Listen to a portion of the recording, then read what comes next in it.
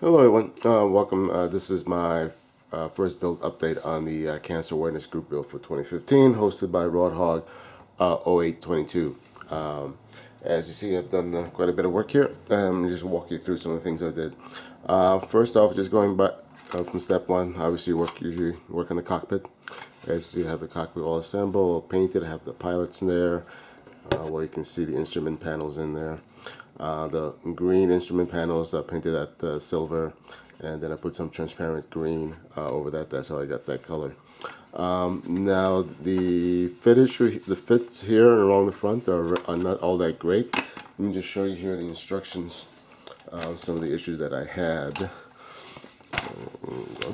Alright, so building the pilots, no big deal.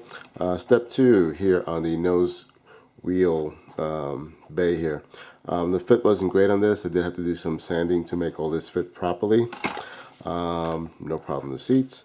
Putting all this together, I found it best to put in the pilots of the seats first and then put in the instrument panels.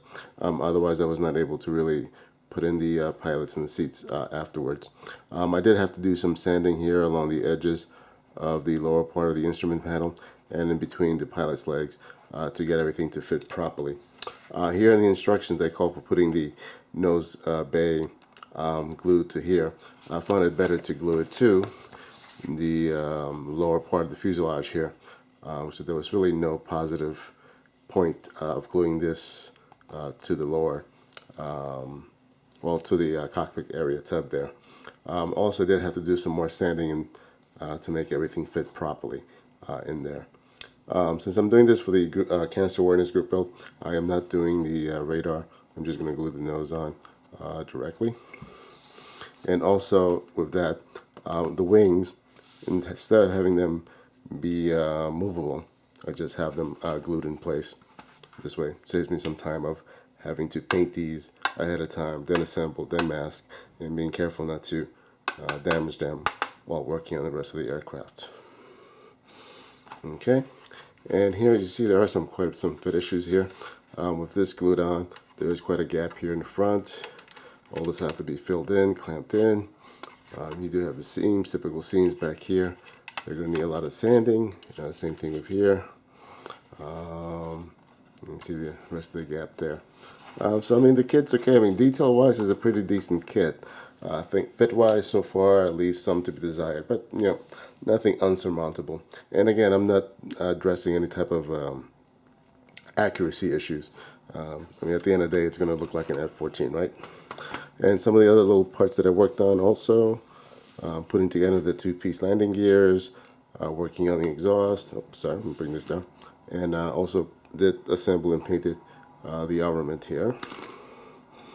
I'm going to show you here. You can see that well there. So that went fine with no problems. It is a Bombcat, and I'm building it again for the Cancer Awareness Group build. So I'm going to put all 4 bombs, the JDAMs and the laser-guided bombs, even though that may not be a standard payload. But for the purpose of this build, I will. And on the pylons, I'm going to have the air-to-air missiles there. One thing I want to point out while building these went out fine, no problem.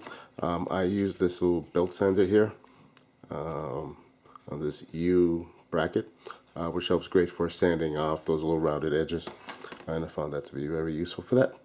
And the other thing I found useful was using a nice, see, where did I put it? A nice small brush.